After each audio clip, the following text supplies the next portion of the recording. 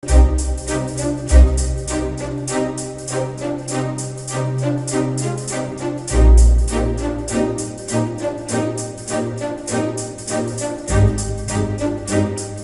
Messieurs, bonsoir. Pour ce numéro de la grande interview, nous avons le plaisir de recevoir M. Soumaïla Cissé, qu'on ne présente plus, je dis bien aux Africains, pas seulement aux Maliens, parce qu'il fut l'ex-président de l'UEMOA.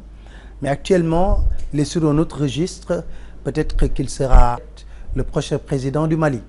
Alors, nous avons le plaisir de l'accueillir dans notre émission La Grande Interview. M. Soumaïla Cissé, vous avez fait l'objet d'une agression lors du coup d'État du 22 mars 2012. Alors aujourd'hui, avec le recul, comment vous sentez-vous? Non, je crois que sur le plan physique, je me sens nettement mieux. C'est une agression qu'on essaie d'oublier. J'ai eu mes périodes de souffrance, mes périodes de douleur, mes périodes de difficultés. Mais quand on pense à toutes les souffrances qui ont eu lieu au Mali, aux gens qui ont perdu la vie, à ceux qui ont eu des membres mutilés, à ceux qui ont été flagellés, aux filles et aux femmes qui ont été violées, je crois que je peux remercier le bon Dieu et que mon cas n'est pas un cas vraiment qui mérite une attention toute particulière. Et comment vous avez vécu tout ça dans votre chair? Non, je crois je crois que ce qui est important, c'est un peu l'aspect psychologique des choses. Parce qu'en fait, quand on se reproche rien, on ne s'attend pas à être agressé. Quand on est agressé, on se demande pourquoi on a été agressé. Et voilà des questions auxquelles jusqu'à présent, je n'ai pas de réponse. Et je crois que c'est ça qui est un peu troublant, c'est ça qui est un peu gênant. Mais nous remettons tout ça dans un cadre global. C'est ce que je disais aujourd'hui. Je n'ai pas été le seul agressé, je n'ai pas été le seul blessé. Et je suis sûr que je ne suis pas le seul qui se retrouve dans une situation d'incompréhension. Donc il faut noyer tout ça, et essayer de dépasser cela et commencer à penser à l'avenir de notre pays. Depuis lors, vous n'étiez pas au Mali, vous étiez parti en France. Alors aujourd'hui, est-ce qu'avec un éventuel retour au Mali, vous vous sentez en sécurité? Non, j'ai été au Mali. J'ai été au Mali. Je suis resté près de 7 mois en traitement en France. Après, je suis venu au Sénégal pour un moment. Et puis là, je viens de faire 15 jours au Mali. Si vous voulez, j'ai été testé quand même des aspects sécuritaires. Je crois que ça s'est très bien passé. Il y a beaucoup d'attentes, il y a beaucoup d'amis qui voulaient me voir, il y a la famille qui voulait me voir, et je crois que c'était une bonne chose de retourner. Aujourd'hui, je suis là au Sénégal, mais je m'apprête à retourner dans les jours à venir. Je pense que les choses rentrent petit à petit dans l'ordre, et je pense que la période d'inquiétude est passée aujourd'hui. Quelle lecture faites-vous de la transition actuelle au Mali?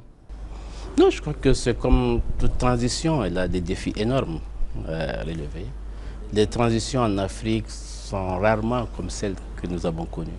Elles se passent généralement après un coup d'État et on essaie de ramener à des ordres constitutionnels, tant bien que mal. Mais la nôtre a connu une période de guerre. Et c'est donc un défi extrêmement important pour le gouvernement en place, qui a énormément de défis à relever. Je crois qu'il faut les comprendre dans ce sens-là. Maintenant, nous avons des échéances, nous essayons de sortir au plus vite des difficultés. Donc le gouvernement a beaucoup de travail à faire. Je ne le juge pas, je crois qu'on va le juger à l'arrivée. Il faut l'encourager, il faut l'aider. Il faut faire en sorte que le pays retrouve la paix, que le pays retrouve la sérénité et que les institutions puissent marcher comme elles devraient l'être. Alors, aujourd'hui, est-ce qu'on peut dire que Soumaïla Cissé est prêt pour ce combat, pour son pays? Je crois que quand on aime son pays, quand on a bénéficié de l'aide de son pays, en particulier des plus pauvres, nous avons été la génération qui a eu la chance d'avoir des bourses d'études, nous avons été la génération qui a été choyée, parce que nous sommes la génération du début de l'indépendance.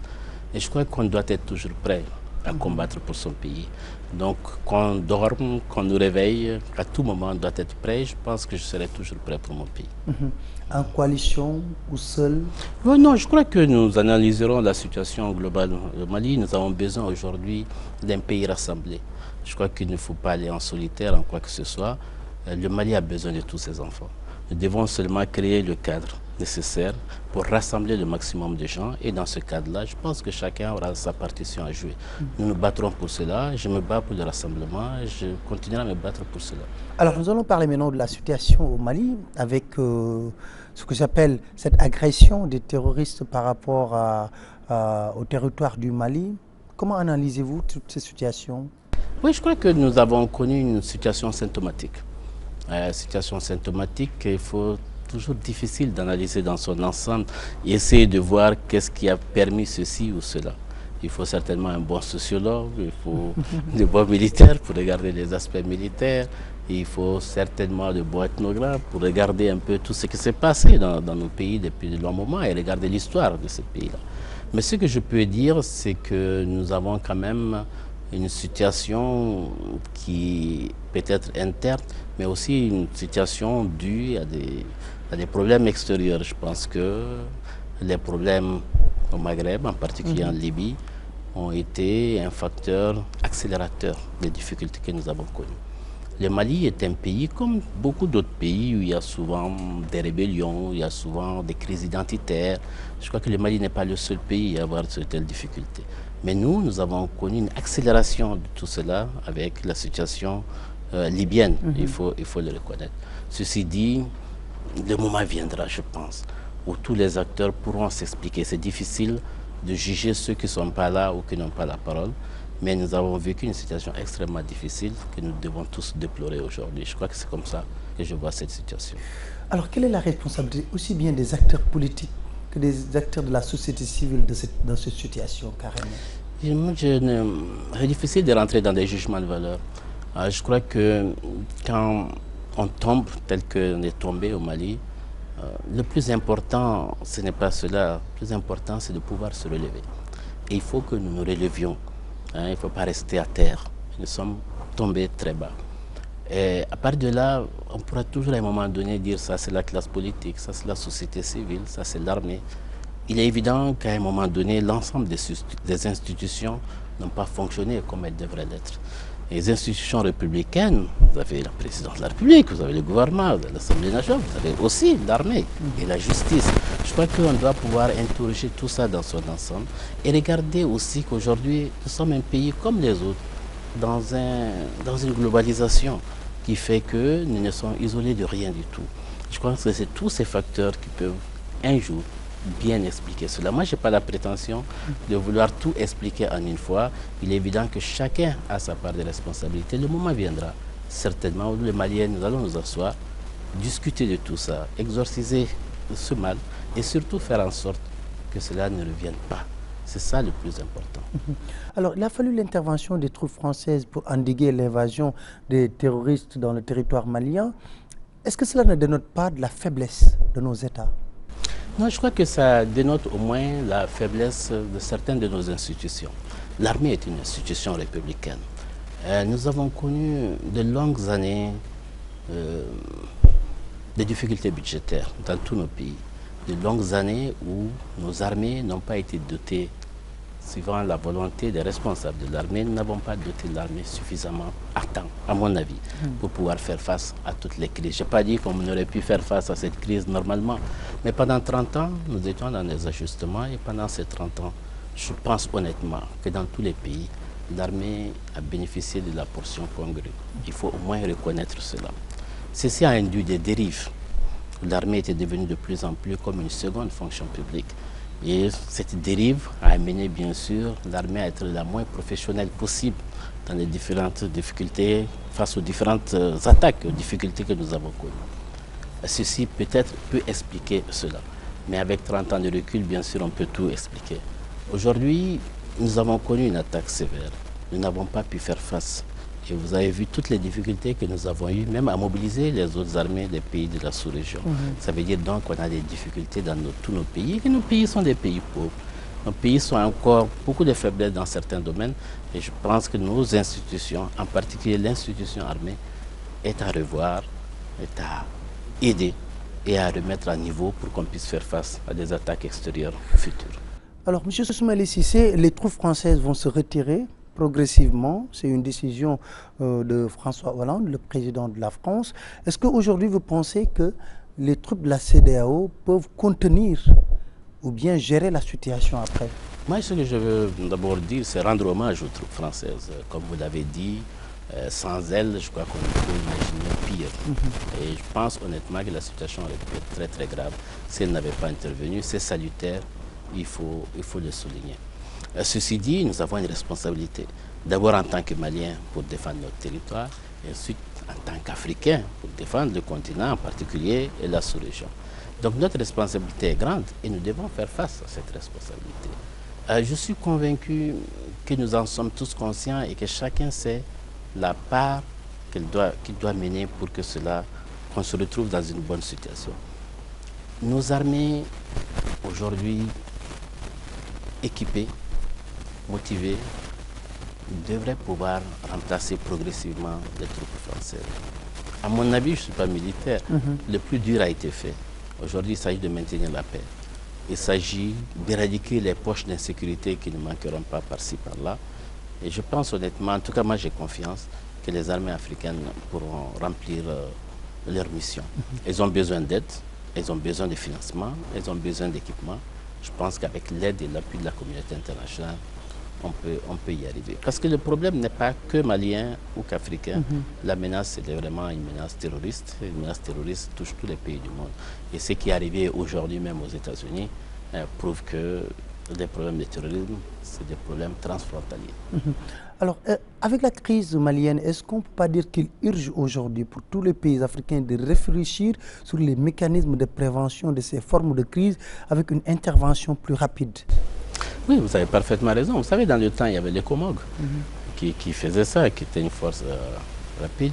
J'ai eu la chance de diriger à l'IOMOA et à l'IOMOA, nous avions monté une équipe pour réfléchir sur l'avenir de notre sous-région. Nous avons appelé ça Vision 2020.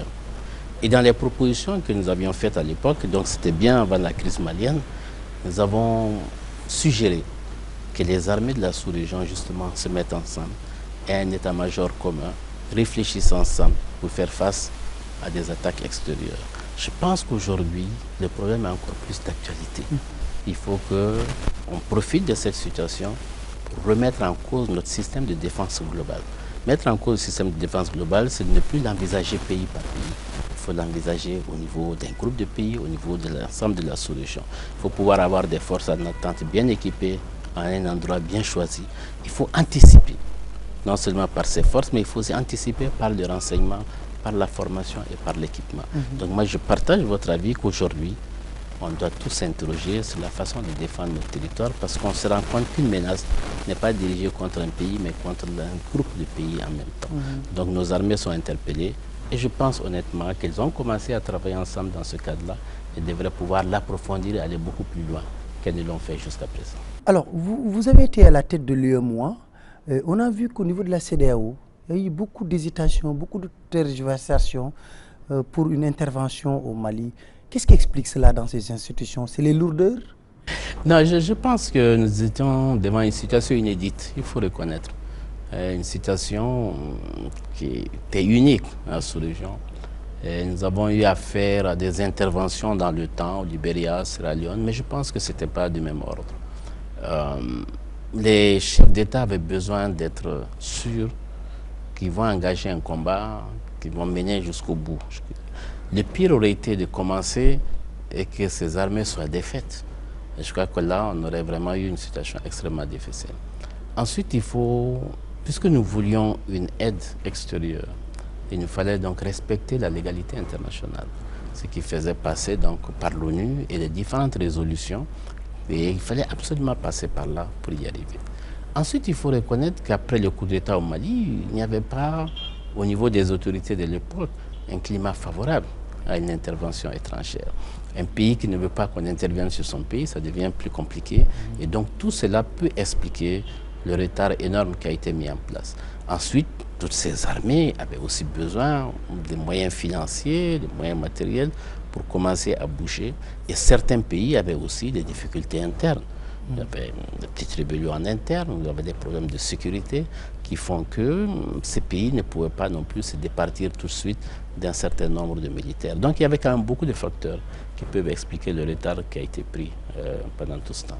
La division de l'armée malienne aussi a été la division des Maliens, l'armée malienne, en particulier les événements qui ont eu lieu le 30 avril 2012, aussi sont des facteurs qui n'encourageaient pas et qui montraient que la sérénité n'était pas requise, n'était pas acquise pour pouvoir aller de l'avant. Je crois que tous ces éléments et le climat social à Bamako n'étaient pas non plus très propices à une intervention. Voilà, il y avait quand même beaucoup de facteurs négatifs qui peuvent expliquer le retard pris par les armées africaines. Alors, on projette l'organisation d'une élection présidentielle au mois de juillet au Mali. Est-ce que vous pensez qu'à l'état actuel des choses, c'est faisable? Non, ce qu'il faut dire, moi, ce que j'essaie d'expliquer, c'est qu'il y a certainement des défis à relever. Il faut créer des conditions qui me paraissent importantes pour pouvoir réussir de bonnes élections.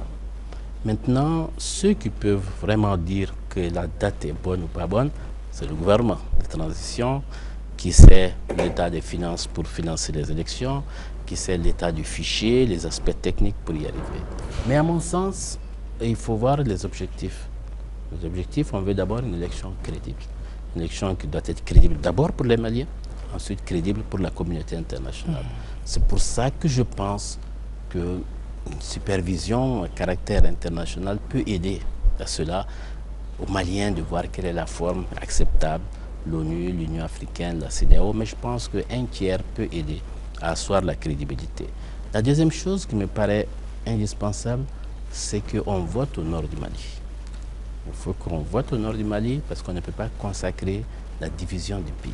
Voter au nord du Mali, ce n'est pas non plus croire qu'on pourra voter dans chaque village, mais je crois qu'il faut avoir une masse critique de 80% des gens qui peuvent voter. Et ça, on peut l'obtenir en faisant voter toutes les villes, en faisant voter tous les gourmands. Le gourmand, c'est la rive droite du fleuve, où il y a plus de population, il y a plus de villages et qui est beaucoup plus facile à sécuriser. Et bien sûr, en faisant voter les réfugiés, ceux qui peuvent revenir ou les faire voter sur place pour les élections présidentielles. Ça me paraît indispensable. La troisième chose qui me paraît indispensable, c'est un minimum de sécurité. Les candidats doivent pouvoir faire campagne. On ne va pas élire quelqu'un qui est resté dans son bureau uniquement sur sa notoriété. Je crois que cela n'est pas crédible non plus. Il faut absolument que les gens puissent faire campagne, puissent aller sur tous les territoires et expliquer leur programme et montrer leurs solutions de sortie de crise. Et ceci devrait permettre, si ces défis sont relevés, de faire une bonne élection à bonne date. En plus de ça, bien sûr, il y a les aspects techniques dont j'ai parlé tout à l'heure, le fichier, les cartes électorales, un peu tout ça. Ensuite, il faut s'assurer qu'après les élections, le système va devenir serein. Donc, tous les éléments qui peuvent perturber, il faut qu'on revienne à des institutions républicaines. L'élection républicaine, c'est d'avoir une armée républicaine, c'est de ne pas avoir deux armées dans un pays. Ceci est très important. Et s'assurer aussi qu'on peut dégager des ressources importantes pour enclencher un développement harmonieux de l'ensemble du territoire, en particulier les zones les plus défavorisées, qu'elles soient au nord, qu'elles soient au sud, pour que le lien puisse se faire avec le centre et qu'on enclenche vraiment une dynamique de développement. Il faut que tout ça soit très, très concomitant. Il ne faut pas se redonner des conditions de revenir en arrière. Il faut casser ça et réduire la fracture. Est-ce que vous ne pensez pas que ce délai est très court? Nous disons que les défis sont importants. Il ne faut pas oublier que nous étions déjà dans une phase d'élection. Quand il y avait le coup d'État le 22 mars, nous étions à un mois et quelques jours des élections. Parce que c'était prévu le 28 avril. Mais pas de refonte du fichier? Non, non, mais c'est les mêmes fichiers. Il s'agit, le fichier a été audité depuis janvier. De janvier à juillet, je pense qu'ils ont eu le temps de corriger ce qu'il y avait à corriger, parce que je pense que les lignes de front ont été tracées et que le gouvernement, en tout cas ceux qui sont chargés au niveau du gouvernement de ce travail, je pense que depuis janvier, ils se sont attelés à la tâche et qu'il y a un système de suivi régulier, non seulement avec les Maliens, mais aussi avec les partenaires. Et au fur et à mesure, je pense que les dates se sont précisées. Ceci dit, il faut suivre, il faut des moments de contrôle réguliers pour que chacun soit sûr qu'on va faire les élections dans de très bonnes conditions. Ce qui est déjà bien, c'est qu'on a découplé. Avant, les élections législatives et présidentielles devaient se faire au même moment. Actuellement, on fait d'abord les présidentielles et les législatives, ce sera au mois de septembre. C'est difficile, je le connais. Il y a des défis importants, mais ce n'est pas impossible. Alors, la crise est tellement profonde qu'aujourd'hui qu'il faut trouver une solution. Alors, dans quel état d'esprit les acteurs politiques doivent aborder cette élection présidentielle? Non, d'abord, ils doivent l'aborder en se disant qu'il y a des défis extrêmement importants, extrêmement graves. Il y a beaucoup d'attentes. Il faut recréer l'espoir, il faut recréer l'unité de ce pays-là, il faut réconcilier les communautés qui ont eu mal, et il faut savoir aussi que la communauté internationale nous observe, nous aide, mais à nous d'être sur des chemins vertueux. Je crois que c'est tous ces défis-là qu'il faut relever en même temps. En même temps qu'il faut régler les problèmes sociaux, les problèmes humanitaires, les problèmes sécuritaires. Il faut reconnaître que l'économie aussi a pris un coup, qu'il faut pouvoir relancer tout ça, et dans une intégration régionale qui est là, où certains pays aussi ont pris un coup avec la situation au Mali. Donc tout ça interpelle, et je pense que celui qui aura la chance de diriger ce pays ne doit pas oublier qu'il y a des défis extrêmement importants, que ce n'est pas une présidence comme une autre, une présidence beaucoup plus difficile. C'est une présidence qui nécessite une bonne réactivité, être proactif tout de suite et savoir serrer les priorités pour mettre tout le monde au travail, recréer l'espoir et retrouver un pays qui est debout. Comme je vous ai dit, l'important c'est d'être debout, c'est de se relever. Et on doit pouvoir se relever, on va se relever. C'est ça qui est le plus important. L'armée est un élément très important dans cette crise. Alors aujourd'hui, il faut faire retourner les soldats dans les casernes. Est-ce que vous pensez que ce serait facile? Non, je crois que si on est d'accord, et je pense que tout le monde est d'accord, que nous voulons construire une société démocratique et dans une république. Dans une république, il y a des institutions, et ces institutions doivent être fortes et doivent être respectées. Parmi ces institutions, il y a deux aujourd'hui qui sont interpellées, c'est l'armée, c'est la justice. L'armée doit être républicaine et nous devons tous nous atteler à ce qu'elle soit républicaine. Ceci interpelle les militaires, ça interpelle les civils, ça interpelle nos partenaires. À nous de trouver le petit sentier s'il le faut pour y arriver, et on va y arriver. La deuxième institution, c'est la justice. Il faut que là aussi, il n'y ait pas d'impunité. Il faut que justice soit faite et que chacun soit devant ses responsabilités. Si nous ne respectons pas les lois, nous n'arriverons pas à construire une république. Si nous ne respectons pas les lois, notre démocratie va à volo. Aujourd'hui, la dictature du droit qui doit revenir et que chacun sache sa part et responsabilité, où s'arrête sa liberté pour ne pas gêner celle des autres. Je crois que si ces principes sont là et qu'on les partage, on doit y arriver. Il ne s'agit pas d'un problème d'un individu, il s'agit d'un problème d'un ensemble et surtout d'une institution prise globalement. L'armée malienne a pris un coup. Nous savons ce qu'il faut faire pour la redresser. Nous savons que dans cette armée, il y a des éléments sains qui ont vraiment à cœur leur pays et la dignité de ce pays, qui se sont sentis blessés par ce qui est arrivé. Je pense que cela devrait permettre un sursaut pour remettre l'armée en place et être fiers demain de notre armée. J'ai envie de vous poser cette question. Qui et comment fiabiliser la transparence de l'élection présidentielle au Mali? Non, les problèmes d'élection en Afrique ou dans tout le monde, partout au monde, nous avons vu les pays qui étaient les plus avancés, qui ont des problèmes qui nous font rigoler.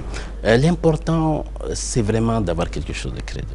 C'est ce que je disais au départ. Je pense honnêtement que pour rassurer tout le monde, il serait bon qu'on ait une sorte de supervision, de certification. Bon, déjà, il faut trouver le mot qui ne choque pas ou la forme qui ne choque pas. Mais il serait intéressant que des partenaires indépendants, qui n'ont aucun intérêt particulier dans le choix des candidats, puissent nous aider et nous dire, nous pensons que ça a été crédible. Je pense que l'ONU a déjà joué ce rôle ailleurs, l'Union africaine pourrait les jouer, la CEDEAO pourrait les jouer, pour que vraiment nous-mêmes nous sortions de ça. Il ne faut pas qu'on se retrouve dans une situation à la kenyane. Il y a eu un moment, je ne vais pas citer le pays, mais nous non plus se retrouver dans une situation où les Maliens, on est contents entre nous, mais personne ne reconnaît ce gouvernement de l'extérieur, on ne sera pas plus avancé. Il faut qu'on trouve cette formule, et je pense que cette formule sera acceptée par tous les acteurs et par tous les candidats potentiels. Les Américains promettent d'intervenir au Mali, mais à une seule condition, qu'il y ait des institutions démocratiques, autrement dit qu'il y ait la tenue d'une élection présidentielle.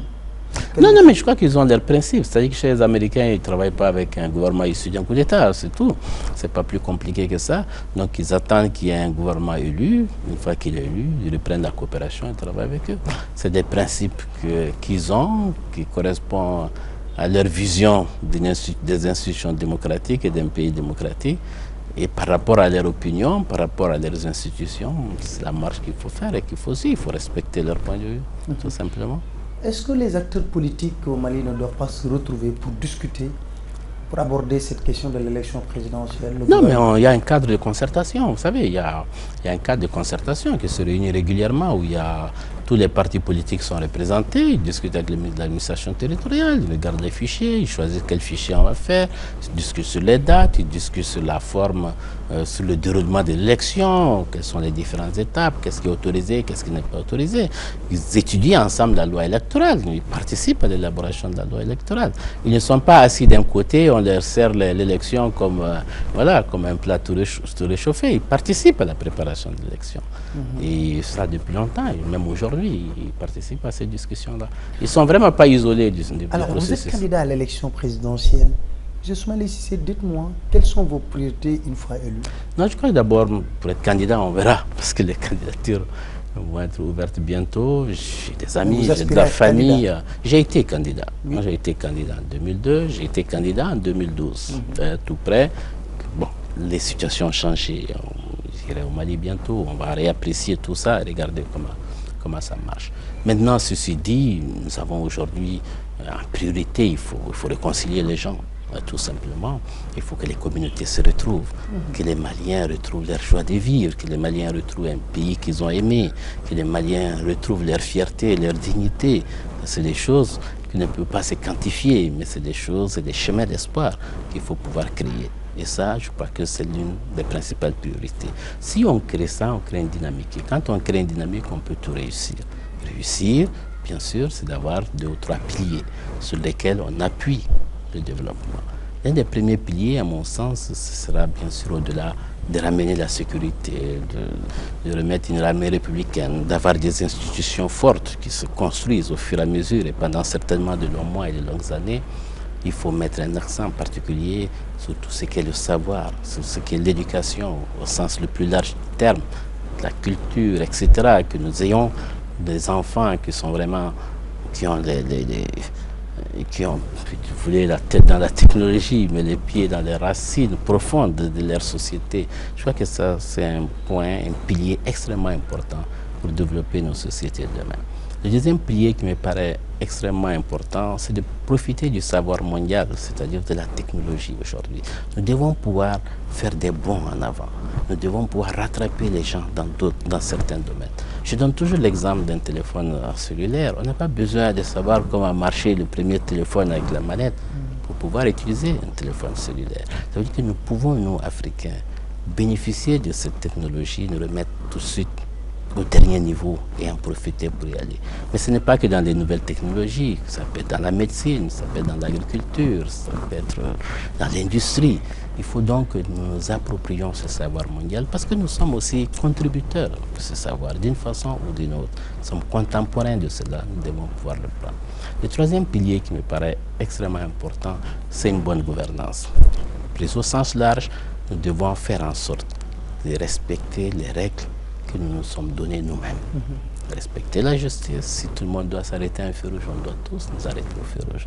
S'il y a un qui viole ces règles-là, il est évident qu'il met la pagaille et la société n'avance pas. Il faut que la justice soit faite et qu'on fasse en sorte que chacun joue son rôle et que chacun joue sa partition quelque part et que nous fassions en sorte que chaque communauté se sente concernée par son développement. Je crois que cette centralisation excessive que nous avons connue, on doit pouvoir s'en départir. Il faut une décentralisation plus poussée. Il faut que les transferts se fassent au niveau de ces communes et de ces régions pour que la gouvernance soit vraiment une gouvernance crédible.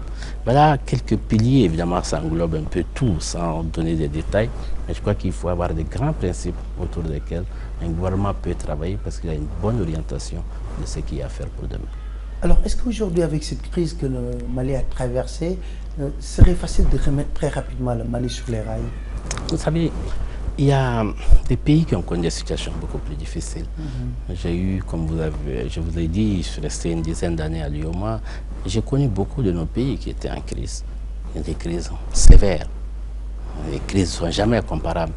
Mais les pays ont pu, avec l'aide de la communauté internationale, avec la solidarité qui entoure nos différentes organisations, se relever petit à petit pour avancer.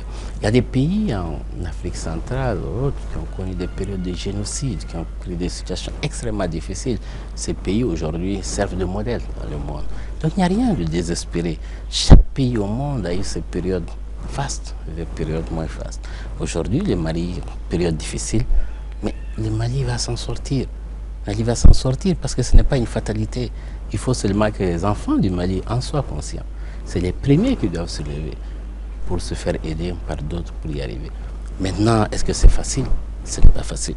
Je suis d'accord avec vous. Ce n'est pas facile, mais ce n'est pas impossible. C'est ça qui est le plus important. C'est possible de se relever.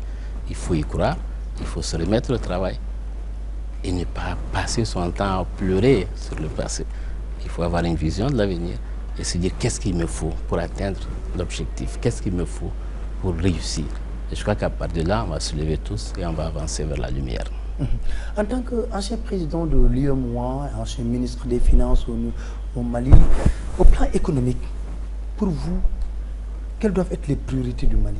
Vous savez, moi je dis toujours aux gens que le Mali, c'est un pays de 6 excellences. C'est comme ça que je l'explique. D'abord, l'une des premières excellences, c'est un pays de coton, qui est une des matières premières. Vous connaissez ce que ça peut faire, non seulement le produit, mais le développement qui s'ensuit, où la zone cotonnière au Mali est certainement la zone la plus développée. Non seulement à cause du coton, mais tout ce qui accompagne le coton en matière d'alphabétisation, de formation, d'intégration de l'agriculture et de l'élevage, c'est une des excellences. La deuxième excellence, c'est l'élevage. C'est un grand pays d'élevage et on dit au Mali souvent, chaque Malien a sa vache. Ce qui n'est pas rien. Ça veut dire donc qu'il y a un potentiel énorme ici à développer. La troisième excellence, c'est certainement l'Office du Niger. Nous sommes peut-être le seul pays dans toute la sous-région à avoir autant de plaines, irrigables par gravité, où on peut faire de l'élevage, on peut faire de l'agriculture à volonté, où vous avez de l'eau en abondance. Et je crois qu'aujourd'hui, voilà un endroit où on peut nourrir toute l'Afrique de l'Ouest à partir de là. La quatrième excellence, c'est quoi? Mais c'est l'or, tout simplement. C'est un pays d'or. Aujourd'hui, un minerai qui se vend sur le marché mondial d'une façon extraordinaire. Les cours sont très hauts aujourd'hui. Après l'Afrique du Sud et le Ghana, c'est le Mali qui est le troisième producteur d'or en Afrique. La cinquième excellence que je donne toujours aux gens, c'est le tourisme, tout simplement. Ça nécessite bien sûr la paix, mais quand on a Tombouctou, quand on a Djenné, quand on a le pays d'Ogon, quand on a l'Adrar des Iforas, quand on a un fleuve comme le fleuve Niger, le fleuve Sénégal, je crois qu'on a de quoi montrer au monde et puis on doit pouvoir capitaliser aussi sur ce secteur. La dernière excellence, la sixième, c'est vraiment le savoir-faire des hommes d'affaires maliens.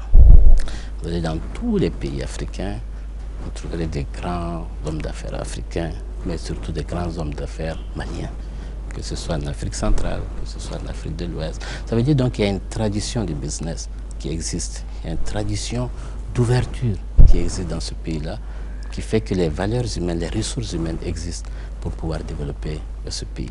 Voilà des secteurs, je pense, sur lesquels on peut s'appuyer pour aller de l'avant. Bien sûr, il faut mettre tout ça dans une bonne gouvernance, il faut que les choses aillent dans le bon sens et que la probité des responsables soit avérée pour qu'on aille de l'avant. Vous l'avez évoqué, la bonne gouvernance. L'importance de la bonne gouvernance, c'est à l'ordre du jour, hein, partout, dans notre pays comme dans tous les pays. On a beaucoup parlé d'une société qui est gangrénée par la corruption au Mali. Alors, pour les questions de la bonne gouvernance, comment régler tout ça? Oui, non. Moi, je suis... Les problèmes de corruption, malheureusement, c'est dans le monde entier. Évidemment, dans un pays pauvre, ça fait plus de dégâts. Les pays pauvres, la corruption, les plus pauvres sont ceux qui vont en souffrir le plus. Et quand je vois ce que nous faisons, nous essayons de mettre des garde-fous. Partout, il y a une inspection des finances, un contrôle général d'État. Au Mali, il y a un vérificateur général. On essaie donc de traquer tout ce qui est mauvais, surtout au niveau des élites, au niveau du gouvernement, de l'administration. Il faut continuer ce combat-là. Il faut le continuer. C'est là où j'interpelle la justice. Et je dis, elle doit être respectée. Elle doit être forte. C'est une institution qui doit être au cœur du dispositif de développement. Souvent, on croit que ce n'est pas important. Une bonne justice fait venir des investisseurs. Une bonne justice encourage les gens à investir dans un pays pour avancer. Mais à côté de cette corruption qu'on essaie de combattre, je pense qu'on va continuer à la combattre. Tout le monde est conscient que ça fait des dégâts. Ce qui m'inquiète le plus, enfin ce qui m'inquiète aussi, pas le plus m'inquiète aussi, c'est la petite corruption. Quand vous êtes obligé de donner 500 francs à un feu rouge, c'est-à-dire que vous n'êtes pas en règle, quand vous êtes obligé de donner 1000 francs pour pouvoir passer le premier chez le médecin, ou on donne de l'argent pour avoir un baccalauréat, ou on donne de l'argent pour avoir un permis de conduire sans l'avoir fait, on donne de l'argent pour faire ceci, pour cela, et que plus en plus de nos concitoyens se mettent dans la tête que c'est des choses normales. Vous voyez ce que je veux dire? Ça, c'est dangereux. Parce que là, ça mine la société, ça met des habitudes dans la société. On sait que on est en voiture, on n'est pas en règle, on peut tuer des gens, on peut ôter des vies, mais on sait que on peut ne pas être en règle parce que tout simplement, on peut donner un petit billet à un coin de rue. Ça aussi, c'est à combattre. On n'en parle pas beaucoup, mais il faut en parler. Parce que ça, c'est le fondement, c'est la société elle-même qui est minée dans ses habitudes, dans ses perspectives. Une fois qu'on accepte ça, il ne faut pas s'étonner que ça monte plus haut et que ce soit sur de grandes sommes. Chacun a l'impression qu'à son niveau, ce n'est pas grave, ce n'est pas important. C'est tout ça qu'il faut éradiquer. Il faut combattre la corruption. Il faut la combattre dans tous les domaines et en tout lieu. C'est difficile, mais il faut y croire. Il faut une masse critique de gens qui y croient. Et il faut un gouvernement qui y croit. Et il faut des leaders qui y croient. Et c'est comme ça qu'on peut éradiquer les choses. Nous allons regarder le tableau de bord de l'UEMOA. Aujourd'hui, parce que vous êtes l'ancien président de l'UEMOA, pour vous, comment se porte l'espace UEMOA au plan économique? Bon, ça fait un an et quelques que je ne suis pas là. Mais je crois qu'aujourd'hui, il y a quand même beaucoup de lueurs d'espoir. Vous avez un pays qui était vraiment le grand moteur, c'était la Côte d'Ivoire, qui a connu 10 ans de crise, qui a connu des taux de croissance négatifs, qui aujourd'hui peut afficher des taux de croissance à 2 chiffres. Je crois que c'est quelque chose d'extrêmement important. Le Mali, malheureusement, a reculé par rapport à ce qu'il y a. Le Sénégal marche assez bien. Je crois que globalement, les choses avancent dans la zone UEMOA. Je reste optimiste là-dessus. Évidemment, il y a des problèmes liés aux problèmes de sécurité qui font que ce qui se passe au Mali se répercute sur tous les autres pays. Parce que de l'extérieur, on dit « Ah, c'est l'Afrique de l'Ouest », on dit même « c'est l'Afrique ». Évidemment, ça freine les gens, ça freine les investissements. Mais il y a des bons modèles. Il y a des bons modèles qui existent. Aujourd'hui, les 2 pays qui sont vraiment en crise, c'est le Mali, c'est la Guinée-Bissau. Mais là, des autres, je pense que globalement ça. Et s'il fallait renforcer un peu l'aspect économique des relations entre les différents pays au niveau de la zone UEMOA, qu'est-ce qu'on doit faire concrètement? Non, moi, je crois que quand je quittais, l'un des éléments qui me paraissait le plus en retrait par rapport à nos actions, c'est vraiment la libre circulation. La libre circulation des hommes, la libre circulation des biens.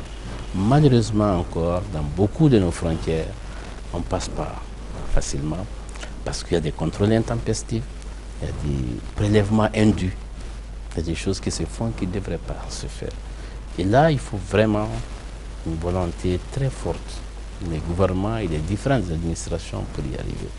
Nous avions commencé à faire des postes de contrôle juste à poser pour essayer d'assurer la fluidité. Ça marche moyennement, c'est toujours pas là. Je crois que là, nous sommes interpellés parce que ça ne dépend pas de financement extérieur, ça ne dépend pas de l'aide au développement, ça dépend vraiment de politique en interne. Ça, c'est quelque chose d'important. Et si on réussit ça, ça va beaucoup faciliter les échanges. Les échanges entre nos pays restent très faibles. Restent très faibles. Quand je quittais, je crois que le chiffre était entre 15 et 18%. C'est très très faible, les échanges entre nos pays. Donc ça veut dire que nous ne sommes pas encore suffisamment intégrés du point de vue économique. Ça veut dire que nous importons beaucoup plus et nous vendons beaucoup plus à l'extérieur qu'entre nos pays. Je crois que ça, c'est un facteur. La deuxième chose que me donnait l'occasion de dire, c'est les ressources humaines. Les ressources humaines se forment à l'université pour l'ensemble de nos pays. Et j'espère qu'un jour, on pourra envoyer un fonctionnaire sénégalais travailler au Burkina, au Mali, etc. sans problème. Mais ceci nécessite que l'accès au savoir, l'accès à l'université, qu'il y ait de l'équité et surtout de l'égalité. Aujourd'hui, malgré que les papiers ont été signés par les chefs d'État, à part, à ma connaissance, là ça fait un an que je ne suis pas, à part le Burkina, la Guinée-Bissau et le Niger, dans les autres pays, ce n'est pas fait.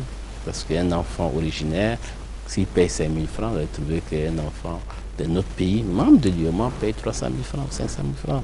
Ce n'est pas normal. Nous sommes les mêmes. Nous devons faire en sorte que nos enfants se sentent bien partout où ils sont. Alors, nous allons aborder aussi un autre fléau qui gangrène un peu les économies, c'est l'argent sale, sorti tout récemment par le rapport de GIABA, mais également la drogue. Comment contenir ces fléaux pour protéger l'économie? Non, vous avez raison, mais ça mine tous les fondements de tout ce qu'on peut construire. Parce que quand l'argent sale pénètre le pays et que l'argent facile par la drogue rentre dans un pays, ça devient un problème grave. Et je pense honnêtement qu'aujourd'hui, quand on voit la force de nos armées, c'est-à-dire la prévention, les moyens de prévention qu'on n'a pas suffisamment, quand on voit aussi la faiblesse de nos économies pour pouvoir dégager des ressources suffisantes pour lutter contre ce fléau, on peut effectivement s'interroger comment faire pour faire face à ça. Et je crois que ce problème doit être abordé dans un cadre d'abord régional et dans un cadre beaucoup plus élargi. Aucun pays tout seul ne peut faire face au narcotrafic et à cela. Il y a le cadre bien sûr de l'UEMOA, de la CEDEAO, où on essaie de mettre les choses ensemble. Et je pense qu'honnêtement, si on arrive à mutualiser un certain nombre de choses, les renseignements, la défense et la sécurité, qu'on essaye de les mettre ensemble, on peut avancer, mais nous avons besoin d'appui technique beaucoup plus conséquent. Nous allons aborder une question qui est très importante, c'est la problématique du développement de l'Afrique. Est-ce qu'aujourd'hui, avec ces petites entités, je veux dire ces pays qui aspirent au développement, est-ce que c'est possible? Ou bien il faut une synergie d'action de ces différents pays dans un cadre d'abord sous-régional, avant d'être dans un cadre beaucoup plus macro pour développer l'Afrique? Non, je crois que vous avez abordé le problème dans le bon sens. Aujourd'hui, dans le monde entier, les gens se regroupent. Quand on pense à l'Union européenne, quand on va aux États-Unis, quand on va même en Asie, personne n'envisage plus son développement tout seul dans le vase clos. Et c'est ce que nous avons anticipé en créant l'UEMOA, en créant la CEDEAO, en parlant même de l'Union africaine, on a même parlé d'un fonds monétaire africain. Ça veut dire donc chacun sait qu'il y a une solidarité globale à mettre en place. Mais ceci ne suffit pas. Il faut trouver le chemin pour ce faire. Trouver le chemin pour ce faire, c'est ce dont on a parlé tout de suite, les ressources humaines. Il faut pouvoir partager, la libre circulation pour qu'il y ait une fluidité, mais aussi il faut des investissements structurants. Il faut des investissements structurants, il faut donc faire des routes et des chemins de fer pour relier les pays qui ne s'arrêtent pas aux frontières, mais qui continuent jusqu'au port, jusqu'aux principales capitales. Il faut investir sur l'énergie, faire une interconnexion de l'ensemble des pays. En Afrique de l'Ouest, déjà, une interconnexion pratiquement du Nigeria jusqu'au Sénégal. Il y a juste quelques petits tronçons qui manquent. Il faut faire la même chose sur les télécoms, avec la fibre optique, avec les choses. Et puis maintenant, investir sur l'agriculture et l'élevage. Dans tout ça, ne jamais perdre de vue que nous avons une jeunesse impatiente, nombreuse, qui a besoin de travail et qui trépigne pour travailler. Donc il nous faut absolument dégager les secteurs dans lesquels on peut créer le plus d'emplois. Si nous oublions ça, c'est une bombe à retardement et toutes nos sociétés vont éclater. Il faut ne pas oublier ces aspects politiques et sociaux des choses, les femmes, qui elles aussi sont très marginalisées dans beaucoup de pays. Il faut leur donner la parole, il faut donner les moyens de l'action et il faut aussi faire en sorte qu'elles soient à égalité avec les hommes dans l'éducation et dans le pouvoir. Je crois que si on s'appuie sur ces aspects sociaux, les aspects politiques, bien sûr, de bonne gouvernance, de réflexion, de libre circulation et qu'on met en place des infrastructures qui structurent nos économies, mais je pense qu'on a déjà trouvé un cadre dans lequel on va pouvoir avancer. Alors, est-ce qu'aujourd'hui vous partagez cette vision de beaucoup d'économistes qui pensent que la terre promise, ce serait l'Afrique en 2050. Oui, non, ce qu'il y a, c'est que l'expérience fait que on voit là où ce qu'on a fait ailleurs, qu'on n'a pas encore fait en Afrique. Il y a encore beaucoup de chemin de fer à faire, il y a beaucoup de routes à faire, il y a beaucoup d'aménagements à faire. Il y a encore une population qui est jeune, qui a envie de travailler, qui n'a pas de travail. Il y a encore beaucoup de gens à éduquer, il y a encore beaucoup de gens à soigner. Ça veut dire donc qu'il y a un potentiel d'action et d'investissement qui est énorme, qui est là.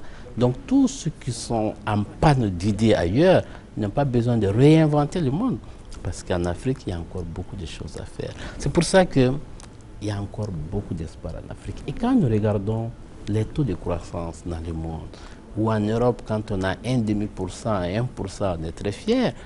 En Afrique, en moyenne, on est déjà à 5%.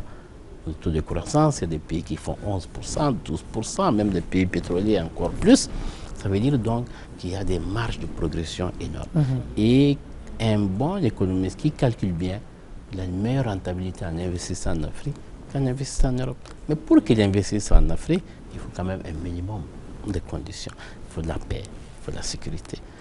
Quand il vient avec sa famille, il faut qu'il puisse soigner ses enfants. Quand il vient avec sa famille, il faut qu'il puisse les mettre à l'école. Voilà. Et que les libertés individuelles ne soient pas compromises. Donc il y a un environnement que nous devons créer pour que ce Eldorado soit un Eldorado réel, qu'il ne soit pas que potentiel. Il faut qu'il soit là, qu'il crée des richesses et qu'il permette à nos enfants de travailler. Dernière question, quel type de dirigeants africains nous avons besoin à l'heure actuelle pour impulser tout cela? Non, je crois que je ne veux pas rentrer en polémique, il faut un homme plus dur, plus machin, plus machin. Non, c'est qu'il y a quel type de société on veut construire. Ce n'est pas les hommes qui sont importants à ce niveau-là. Qu'est-ce qu'on veut construire? On veut construire une société démocratique, on veut construire une république. Ça veut dire qu'on veut faire des institutions qui marchent et on veut respecter un minimum de règles de vie en commun. C'est ça qu'il faut promouvoir. Une fois que nous nous mettons tous d'accord sur ça et que nous travaillons tous dans ce sens-là, la personne du dirigeant n'est pas très importante quelque part, entre guillemets, parce qu'il est contrôlé par des institutions, il est obligé lui-même de respecter des choses, il peut avoir son petit trait de génie qui va donner un peu plus d'impulsion ou un autre. L'homme providentiel, il faut qu'on sorte de ça, qui devient là et qui sait tout faire. Le jour où il meurt, comme tous les hommes, qu'est-ce qu'on fait? Donc il faut créer des choses qui vont au-delà des dirigeants, qui vont au-delà des hommes pris individuellement. Et si on est d'accord sur ça, je pense qu'on trouvera toujours les bons dirigeants. Alors, M. Soumaïla Cissé, je vous donne l'opportunité de s'adresser directement aux Maliens qui nous suivent sur la 2STV et que nous saluons au passage. Oui, non, je crois que ce que je veux dire à mes compatriotes, c'est que l'heure est au rassemblement. Nous devons savoir que notre pays est tombé très bas et que ce pays va se relever et doit se relever. Mais il ne peut se relever qu'avec tous les enfants du pays. Nous devons pouvoir taire nos divergences, taire nos contradictions pour que, unis, nous puissions remettre le pays debout. Que nous retrouvions notre fierté qui est connue à travers l'Afrique, que nous retrouvions notre dignité et que nous mettions des institutions républicaines en place. C'est comme ça qu'on va développer ce pays, c'est comme ça qu'on va créer l'espoir pour nos enfants demain. Merci beaucoup, M. Soumaïla Cissé. Je rappelle que vous êtes l'ex-président de la zone IEMOA. Je vous remercie de nous avoir accordé cet entretien. Je vous donne rendez-vous pour un autre invité dans votre émission La Grande Interview.